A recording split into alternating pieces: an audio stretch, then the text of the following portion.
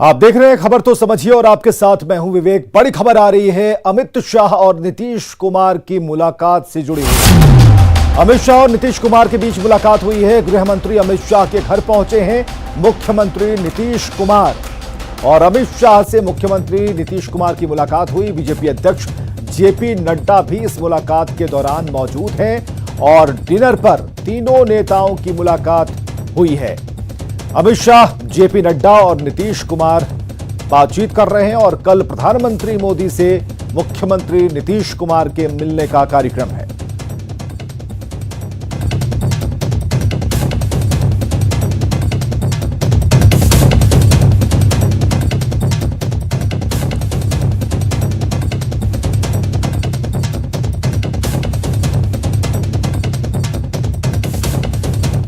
चुनाव के बाद तो पहली बार हम आ रहे हैं। एक्चुअली तो लास्ट ईयर ही जो नड्डा साहब के घर में फंक्शन था तो उसी समय पिछली बार आए थे 6 मई इसमें मार्च में और 7 को लौट करके गए थे। उस पर तो पहली बार आ रहे हैं 11 महीने से भी ज़्यादा। तो जो कोरोना की स्थिति थी तो अब तो हम लोगों के यहाँ काफ़ी स्थिति हुई है। तो उसके बाद एक बार तो चुनाव के बाद आना ही था। तो कल माननीय प्रधानमंत्री जी से मुलाकात है और आज पहले ही बात हो गई है तो अभी हम तो जा रहे हैं। तो बिहार के माननीय अमित शाह जी के यहाँ वहाँ पर और नड्डा साहब भी हैं तो वहीं पर हम लोग साथ में बैठेंगे। तो आए ही हैं, चुनाव के बाद पहली बार आने का मौका मिला है। आर्थिक सहायता के लिए तो गृह मंत्री अमित शाह से मिले हैं मुख्यमंत्री नीतीश कुमार। ये तब की तस्वीरें हम आपको दिखा रहे हैं जब नीतीश कुमार पहुंचे थे और अमितेश है फोन लाइन पर हमारे साथ। तो अमितेश, नीतीश कुमार ने मुलाकात की अमित शाह से, जेपी नड्डा भी वहां पर मौजूद हैं। डिनर की टेबल पर बहुत कुछ बात हुई होगी क्योंकि 11 महीने बाद ये पहला मौका है जब मुख्यमंत्री नीतीश कुमार इन बड़े नेताओं से मिल रहे हैं। देखिए, निश्चित रूप से मुख्यमंत्री नीतीश कुमार और बीजेपी के राष्ट्रीय अध्यक्ष जेपी नड्डा भी इस मीटिंग में मौजूद हैं। जो डिनर टेबल पर जो बातचीत चल रही है, अभी थोड़ी देर पहले ही 10-15 मिनट पहले ही नीतीश कुमार पहुंचे हैं गृह मंत्री अमित शाह के घर। वहां पर तीनों नेताओं की मुलाकात हो रही है, जहां पर बीजेपी के राष्ट्रीय अध्यक्ष हैं, एक पूर्व राष्ट्रीय अध्यक्ष और गृह मंत्री अमित शाह हैं और तीसरे नीतीश कुमार हैं मुख्यमंत्री बिहार के। तो निश्चित रूप से इसमें चर्चा होगी। काफी लंबे वक्त बाद देखा जाए तो नीतीश कुमार का दिल्ली दौरा, लगभग 1 साल बाद दिल्ली पहुंचे हुए हैं। कोरोना की स्थिति जो थी उसके बाद नहीं आए। बीच में जो बिहार विधानसभा चुनाव था उसके बाद उनको आना था, जो एक कटसी मुलाकात कही जाती है।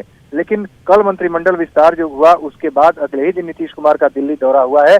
आज इन तीनों नेताओं की बैठक हो रही है और कल शाम को 4 बजे के आसपास प्रधानमंत्री नरेंद्र मोदी से उनकी मुलाकात होगी। तो निश्चित रूप से बिहार में जो दोनों दलों का गठबंधन है, साथ में जिस तरह से जेडीयू बीजेपी है और बाकी जीतन राम मांझी की पार्टी, मुकेश सहनी की पार्टी है, तो कैसे आगे गठबंधन की सरकार को आगे बढ़ाना है, विकास के रास्ते पर कैसे लेकर के जाना है। और बिहार में जिस तरह से बीजेपी ने नीतीश कुमार को सपोर्ट किया हर तरीके से, भले ही जेडीयू की सीटें कम हुई हो उसके बावजूद भी बीजेपी की तरफ से, आलाकमान की तरफ से लगातार ये कहा गया कि नीतीश कुमार ही मुख्यमंत्री बनेंगे। उसके बाद जो नीतीश कुमार जो कह रहे थे, उनकी बातों से झलक रहा था, साफ साफ शब्दों में वो कह रहे थे कि हम लोगों का मिलना जुलना होता रहा है, हम लोग मिलकर सरकार चला रहे हैं और निश्चित रूप से इस तमाम इशू पे चर्चा होगी, बातचीत होगी। तो जो मुलाकात है, जो उनका जो दिल्ली दौरा है, उस दौरान पार्टी के जो बीजेपी के शीर्ष नेता हैं उन लोगों से मुलाकात होगी, कल प्रधानमंत्री से मुलाकात होगी और बिहार में विकास की रफ्तार को कैसे तेज किया जाए नीतीश कुमार के नेतृत्व में, इसी पर चर्चा होनी है। बहुत बहुत शुक्रिया अमितेश, हमसे बातचीत के लिए, तमाम जानकारियों के लिए। इधर मुख्यमंत्री नीतीश कुमार 2 दिवसीय दिल्ली दौरे पर हैं जहां वे प्रधानमंत्री मोदी से मुलाकात करेंगे और इस दौरान दोनों नेताओं में बिहार के विकास समेत कई मुद्दों पर चर्चाएं हो सकती हैं।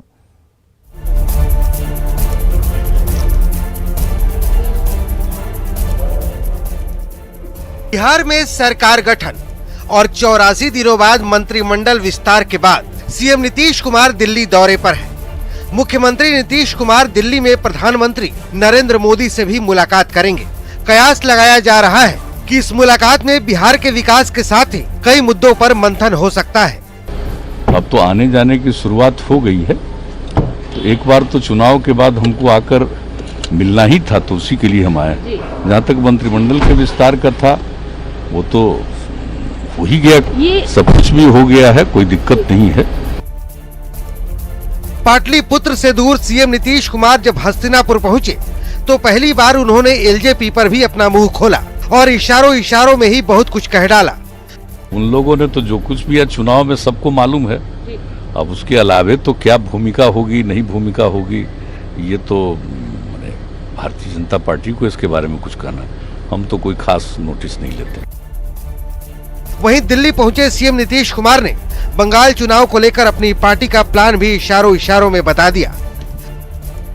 हर पार्टी का डिफरेंट स्टेट में विंग होता है, तो हम लोगों की पार्टी का भी है, वहाँ के लोगों की इच्छा है, तो इसके लिए हमने जिनको बना दिया है राष्ट्रीय अध्यक्ष आरसीपी सिंह को, उन्हीं को कहा कि सब लोगों से बातचीत करके निर्णय लीजिए। अभी कोई ऐसी बात आई नहीं है कि कौन कितनी जगह पर लड़ेंगे क्या करेंगे, इसके बारे में यही लोग यहाँ निर्णय लेंगे। साथ ही सीएम नीतीश कुमार ने लगे हाथ अपने सियासी विरोधियों को विकास का ककहरा भी पढ़ा दिया। बिहार के बारे में कोई जानकारी हो तब न, जिसको कख गघ की जानकारी नहीं है, वैसे लोगों के प्रश्न के बारे में आप लोग क्यों चिंता करते हैं? किसी को कोई किसी चीज के बारे में आइडिया है? क्या था बिहार? ये 15 साल में बिहार कहां से कहां पहुंचा है? वैसे सीएम नीतीश कुमार के दिल्ली प्रवास को लेकर सियासी हलके में कई तरह की चर्चाएं हैं, लेकिन दौरे का असल मकसद विस्तार के बाद विकास को लेकर मंथन से ही जोड़कर देखा जा रहा है। दिल्ली से अमितेश के साथ ब्यूरो रिपोर्ट, न्यूज़ 18 नेटवर्क। चलिए, बिहार में डबल इंजन की सरकार है। नई सरकार बनने के बाद नीतीश कुमार कल प्रधानमंत्री से पहली बार मिलने वाले हैं। बिहार के विकास को लेकर मंथन होगा और कोरोना काल के बाद रोजगार की जो चुनौतियां खड़ी हुई हैं, बातचीत उस पर भी होगी। इसके अलावा विशेष राज्य के मुद्दे पर भी चर्चा संभव लगती है। चर्चा है कि केंद्र में हिस्सेदारी को लेकर भी चर्चा मुमकिन है इस मीटिंग के दौरान। इस वक्त किसानों का मुद्दा देश की सियासी फिजाओं में पिछले 75 दिनों से तैर रहा है, लेकिन दिल्ली से 1100 किलोमीटर दूर पटना में किसान 2 दिनों से बवाल काट रहे हैं। लेकिन पटना के किसान कृषि कानून के खिलाफ नहीं, बल्कि मुआवजे के लिए हंगामा कर रहे हैं।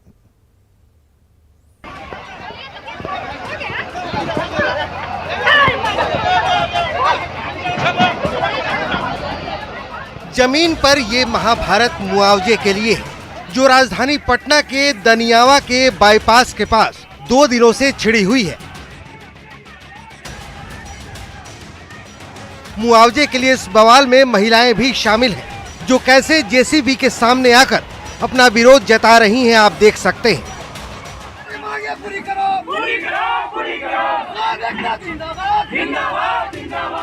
दरअसल दनियावा बाईपास के ऊपर वर्ल्ड बैंक के सहयोग से ओवरब्रिज का निर्माण होना है। जमीन का अधिग्रहण भी हो चुका है, लेकिन अब किसान अधिग्रहित भूमि का मुआवजा आवासीय दर पर किए जाने की मांग कर रहे हैं और मुआवजे के लिए 2 दिनों से हंगामा कर रहे हैं।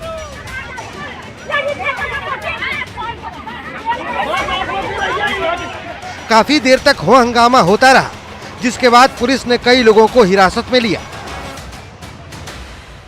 प्रथम आपको बता दूं कि महिलाओं क्यों उग्र थी, उनको मर्दों को कल जो है बख्तियारपुर ले जाया गया था और रात को 1 बजे तक डिटेन करके रखा गया था। फिर 1 बजे रिहाई करने के समय ये शर्त रखा गया सीओ के पास कि अगर आप रिहाई कर रहे हैं तो कल हमको डीएम से है जो मीटिंग होना चाहिए और बात को है जो कंक्लूड करके ख़त्म किया जाए कि एक गतिरोध जो है हम लोग का मुआवजा का है उसको जल्द से जल्द खत्म किया जाए। फिलहाल प्रशासन ने किसानों से समस्या के लिए कुछ वक्त मांग लिया है। किसानों ने दिया भी है। किसान वादा खिलाफी का आरोप लगा रहे हैं, जबकि प्रशासन के मुताबिक 90% किसानों को मुआवजा दिया जा चुका है। जाहिर है प्रशासन को जल्द से जल्द समस्या का निदान निकालना होगा, तभी इस महाभारत पर विराम लग सकेगा। न्यूज़ 18 के लिए पटना से मनोज गिरी।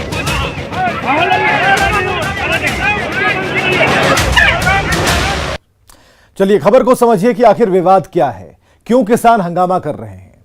दनियावा के पास ओवरब्रिज का निर्माण होना है।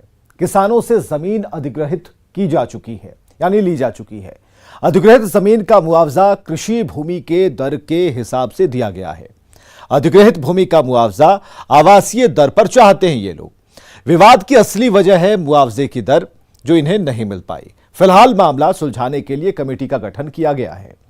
आगे बढ़ते खबरों में, आपने बिहार में अक्सर देखा होगा कि खेल खेल में कोई बच्चा जब हारने लगता है तो वो कहता है कि ना खेलम ना खेले देम, खेलवे बिगाड़ देम।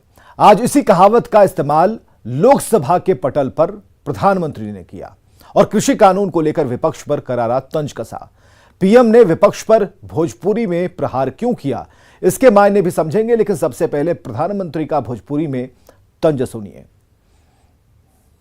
हम रिग्रेसिव पॉलिटिक्स में जाना नहीं चाहते हैं और इसलिए, और भोजपुरी में तो एक कहावत है, कुछ लोग ऐसे हैं, भोजपुरी में कहावत है, ना खेलब ना खेल देव, खेलबे बिगाड़ब। ना खेलूंगा ना खेलने दूंगा, मैं खेल को बिगाड़ के रखूंगा।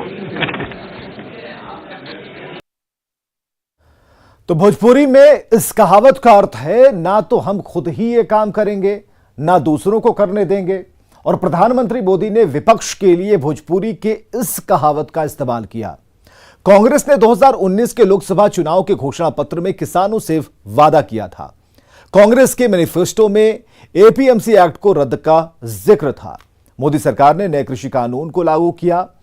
कांग्रेस अब नए कृषि कानून का विरोध कर रही है। विपक्ष किसानों को लगातार गुमराह कर रहा है। चलिए आगे बढ़ेंगे।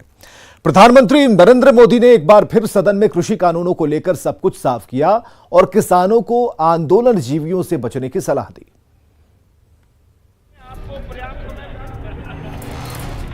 लोकसभा में प्रधानमंत्री नरेंद्र मोदी के संबोधन के दौरान जमकर हंगामा हुआ। राष्ट्रपति के अभिभाषण के धन्यवाद प्रस्ताव पर जवाब के दौरान पीएम मोदी ने चुन चुन के मुद्दे उठाए और चुन चुन के विपक्ष को निशाने पर लिया।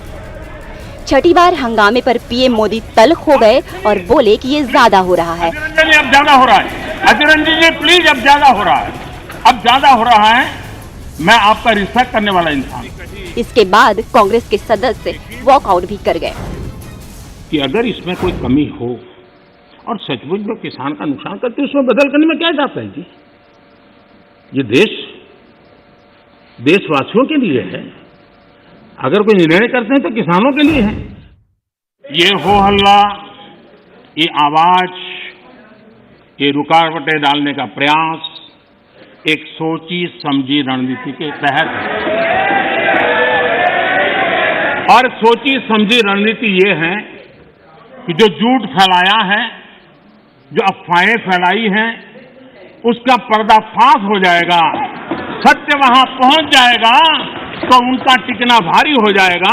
और इसलिए हो हल्ला करते रहो, जैसा बाहर करते हैं वैसा अंदर भी करते रहो, यही खेल चलता रहा है। सब कुछ वैसा का वैसा वो है पुराना। क्या हुआ है, एक अतिरिक्त विकल्प व्यवस्था मिली है, वो भी क्या कंपलसरी है। किसी कानून का विरोध तो तब मायना रखता है कि जब वो कंपलसरी हो। ये तो ऑप्शनल है। आपको मर्जी पड़े यहां जाना है जाइए, आपको मर्जी पड़े वहां नहीं जाना है वहां जाइए, जहां ज्यादा फायदा हो वहां किसान चला जाए, ये व्यवस्था की गई है।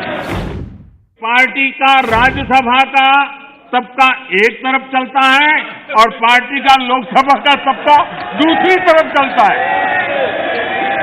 ऐसी डिवाइडेड पार्टी, ऐसी कंफ्यूज पार्टी न खुद का भला कर सकती है, न देश की समस्याओं के समाधान के लिए कुछ सोच सकती है। इससे बड़ा दुर्भाग्य क्या हो सकता है। हम प्रोग्रेसिव पॉलिटिक्स में विश्वास करते हैं, हम रिग्रेसिव पॉलिटिक्स में जाना नहीं चाहते हैं और इसलिए, और भोजपुरी में तो एक कहावत है, कुछ लोग ऐसे हैं, भोजपुरी में कहावत है, ना खेलब ना खेल देव, खेलबे बिगाड़ब।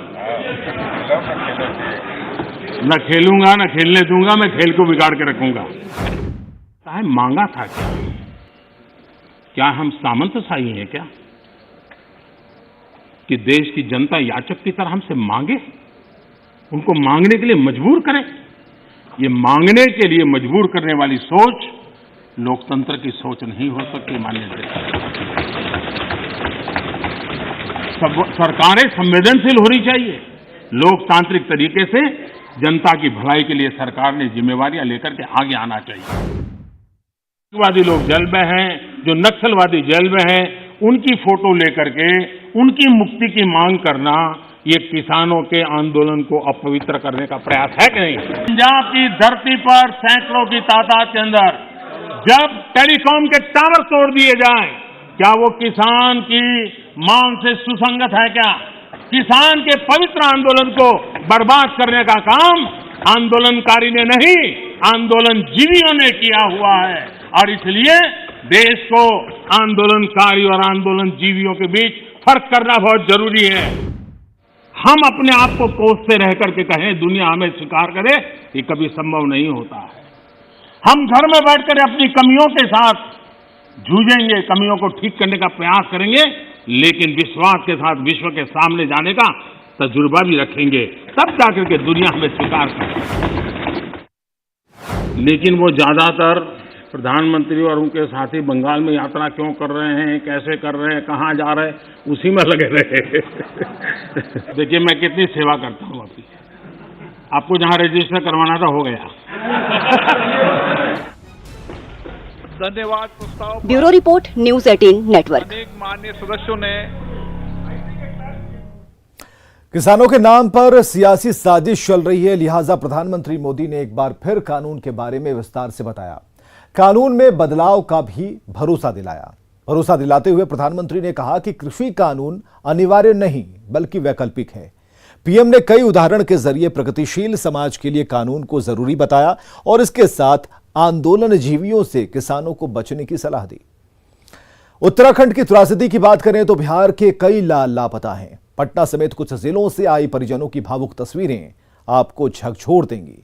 हालांकि प्रशासन और सरकार की ओर से लगातार पीड़ित परिवारों को मदद का भरोसा दिया जा रहा है।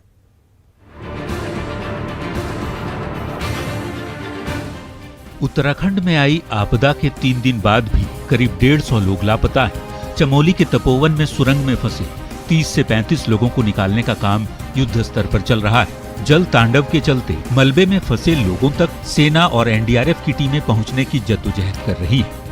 इस हादसे ने कई परिवारों को गम के सैलाब में डुबो दिया है।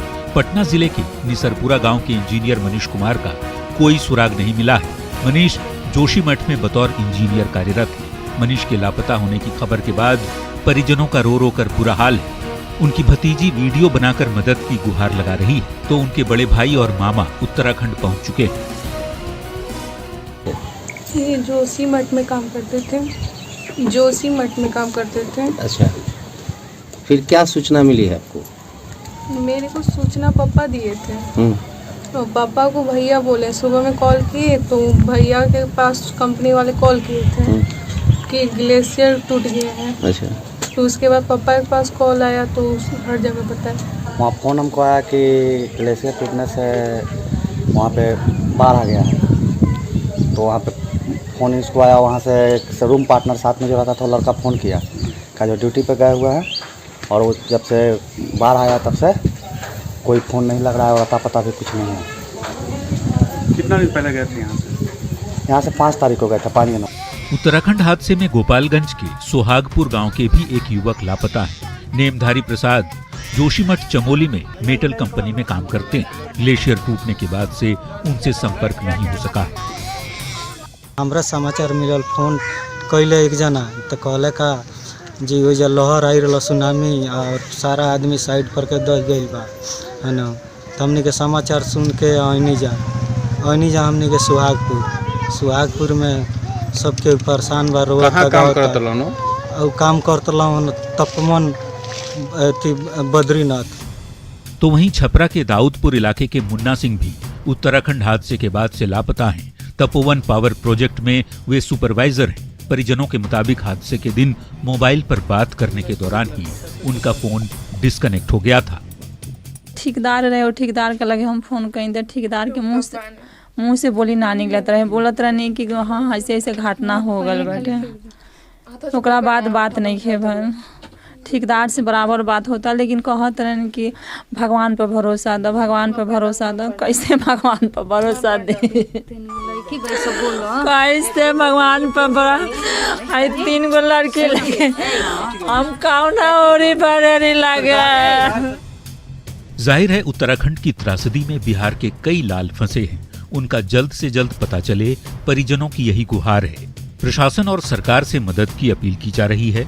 अपने कलेजे के टुकड़े की सलामती की दुआएं की जा रही हैं। न्यूज 18 भी आप तक लगातार इससे जुड़ी खबरें पहुंचा रहा है, क्योंकि आपदा और विपत्ति की घड़ी में हम हर कदम पर पीड़ितों के साथ हैं। Bureau report, news 18। तो उत्तराखंड के तपोवन में 2 दिन पहले मची तबाही का एक खौफनाक वीडियो वायरल हो रहा है, जिसमें पल भर में कुछ लोग की जिंदगियां खत्म हो गई।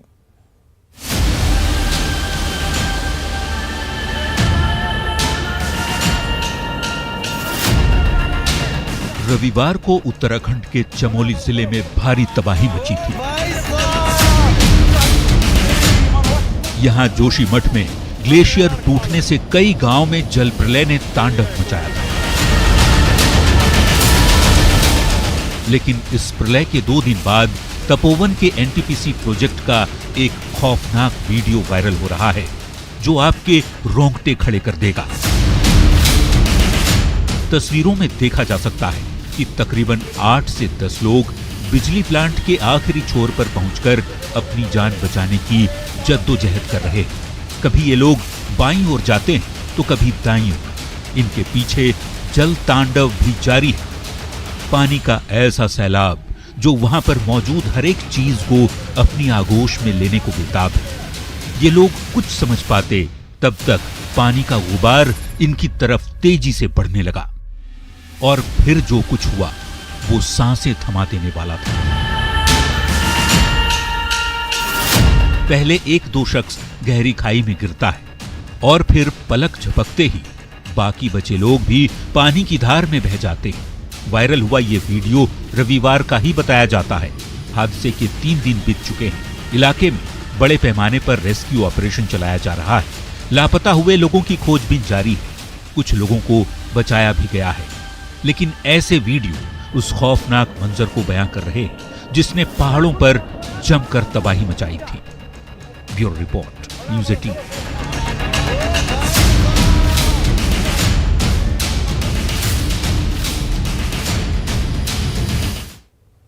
और खबरें लगातार जारी हैं, बने रहिए हमारे साथ।